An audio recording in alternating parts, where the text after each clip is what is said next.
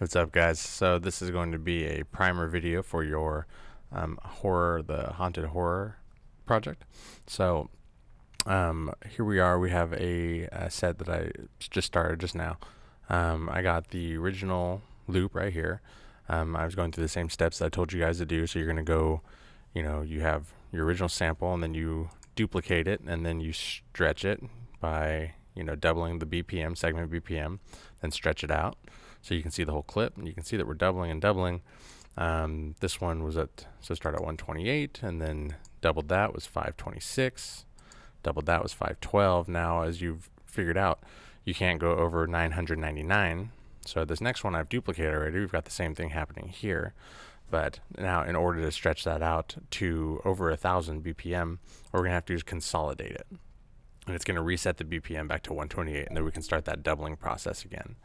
But before I do that, something I want to show you is that at this point, when you've experimented with different warping options here. You have beats, tones, textures, and that's what you're going to be working with. So first, let's listen to the original loop. Ooh, hold on, by itself, soloed here. Okay, very simple. Let's listen to the next version of it. And it's on beats there, and of course I could choose tones, or I could choose textures, or repitch. Alright, it's going to give you different things. Something important to note though, so when you get ready to consolidate it, and then so that you can make them stretch them out even more, whatever warping algorithm or warping option you use before you consolidate it, it's also going to save that into the loop, into that version of it. So the next time when you rewarp it, you're actually going to be applying two different warping options to it. So let me make a little more sense out of that. So this one here, these two are the same. Remember, this is the one I'm going to be doubling here. So let's say if I wanted it to be repitch, to give it this particular sound really low. Okay, because repitch is that very obvious. Repitch really makes that low pitch. So I'm going to leave it on repitch and then consolidate it. And now it has reset. It's reset to beats, and it's also reset to 128. However, if you listen to it, it's left with that same repitch sound from the last time we warped it. So now when we add a new warping option to it, we've actually are in essence applying two different warping options to the original loop. So let's see how it sounds. I'm going to stretch this one out. 256 would be doubling it. Stretch out use the little brackets on the side. We're going to stretch it out to there. Let's listen to it.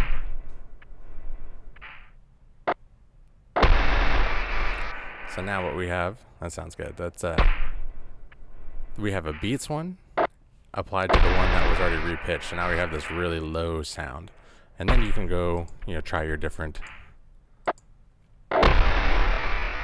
warping algorithms or options here. Tones or yeah, good stuff. So I'm going to talk about a couple ways to edit, and a couple ways that several of you have been asking me, how do I, let's say I only want like a little piece of one of these samples. I really like something here, like for instance, let's say if I just love, let's listen to this again.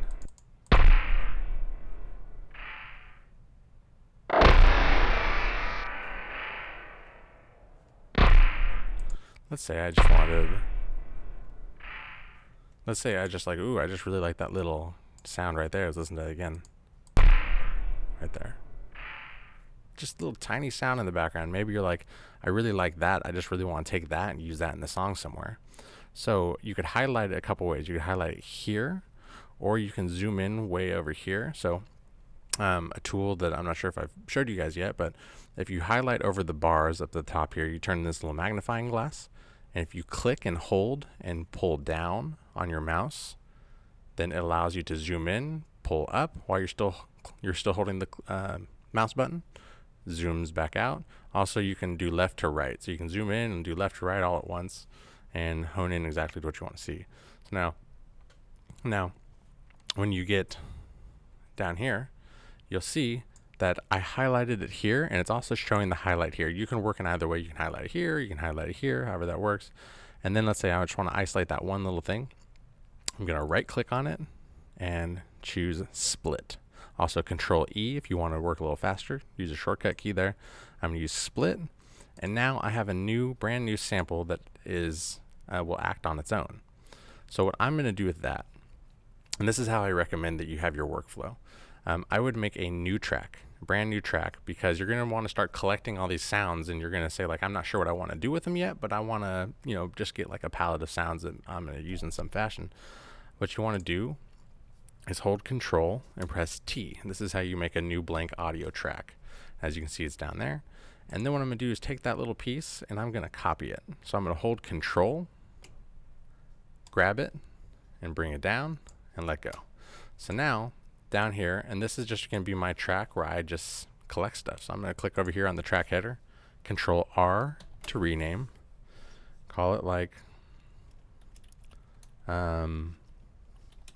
my samples, or samples to use in a song, or a sample palette or something, just a place to hold them. This is not necessarily going to be part of like your song, but it's going to be a place where you can just hold things until you figure out exactly how you want to arrange them. So now let's check that out and see what we got. See, got that little piece there. But you know what I actually probably would have wanted to do? Let's go back a little bit. I'd probably want a little bit more than just that. I think I'd want to take all this right here and then do Control E to split it, Control T, and then hold Control, grab, bring it down. So now let's hear what that sounds like. We're going to have a sound that rings out a little bit more. There we go. And then now I can start rewarping that or adding new things to it, or just leave it as it is. It's up to you. So that's how you edit specific sounds, again, highlighting things.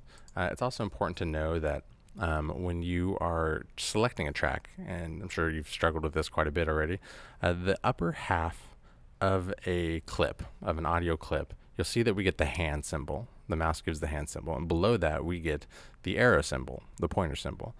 While it's on the hand symbol in the upper half, if we click and drag, we are moving it, right? We are grabbing that audio clip and we're moving around. If we are in the arrow zone, the lower half, we are selecting a portion of a clip. And you can also do that and drag and select multiple portions of clips. For instance, if I wanted to copy this whole chunk here, I could hold Control and just take it around and put it somewhere else, or, you know, whatever you wanted to do. So that's important to know.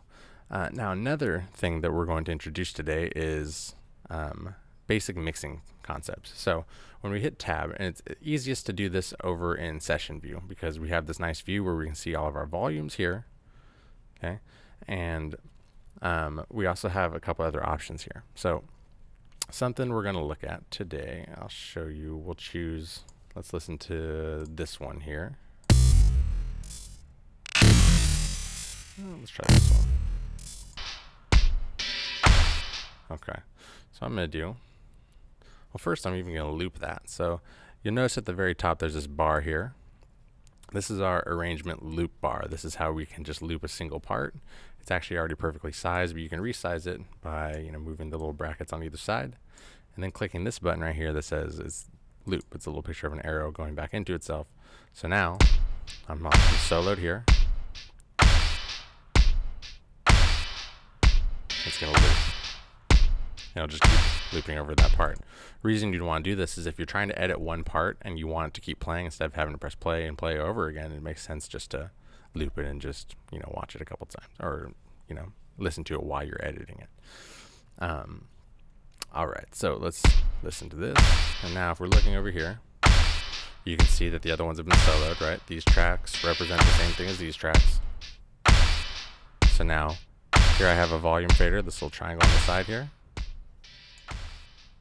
It's very important that you mix the volumes, and by adjusting the volumes on each of them so that you only have one or two things that are pretty loud to where they're the focus, and then other things are just used in the background to like add texture to it. If everything is at max volume, sounds like this. Right. That's a little much, right? But if we mix the volumes a little bit, I'm not sure how this is going to sound, but just even taking away some volume on these will give us better results.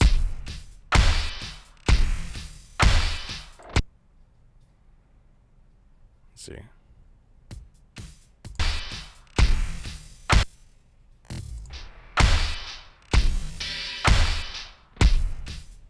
See, it sounds much better than when everything is at full volume. It is just way too much for your ears to focus on. So definitely in this project, you're going to want to practice mixing with volume. And another thing you're going to want to do is we're going to start working with reverb and delay. We'll talk more about these in depth, but the way it works over here is that you have these tracks that say reverb and delay, and the way that you send, the way that you add reverb or delay to a specific track is with these little knobs here on each track that say send. Okay, so let me show you what that sounds like.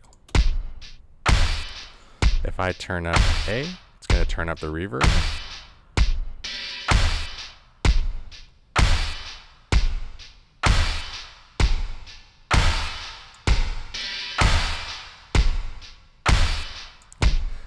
And reverb is basically just like the echo that you hear in a room. The more reverb you have, the more it kind of sounds like you're in a cave or something, and you're really hearing, or in like a really big, like a church or a big hall or something, where you're hearing a lot of that short echo. And then delay is more like the classic echo that you hear if you yell on a mountain and you say echo, echo. You know, you're going to hear this kind of thing. So let's turn that up, see how that sounds.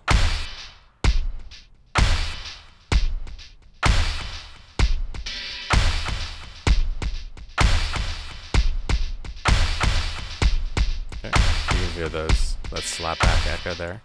That slapback echo there. So I want you to start messing with these too, because this can add a lot of ambiance to your songs. Just using a little bit of reverb, suddenly something creepy can sound even cooler. So let's check out that noise I got over here earlier. I want to loop just this guy here. So I'm going to bring my loop bar over here, bring my loop brace, solo this track.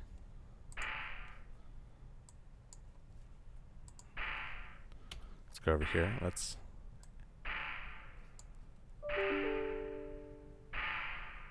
just the difference there.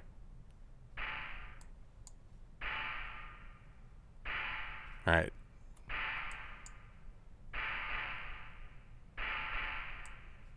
Adds a lot of ambiance to it. So with that, you should be in a good place. You should be working toward, collecting a lot of different sounds. You should have warped a lot of different things, a lot of different ways, using all of the different algorithms. Find sounds that you like. I would organize them in this fashion down here. And then I also would recommend keeping your tracks, keeping all of your different samples, like your different components, on separate tracks, at least for now, because the reason is, so for these, for instance, I could drag this up here and they could live on the same audio track together and that'll be fine. But the thing that happens is once you start adding reverb and delay, maybe you only want reverb on this thing and not on this thing. Reverb on this one, not on this one. But if I move this here and I turn up the reverb, I'm adding reverb to both of those now. Okay, so if you want to separate them and not have the same effect on them, then you'd want to keep them on separate tracks. All right, good luck.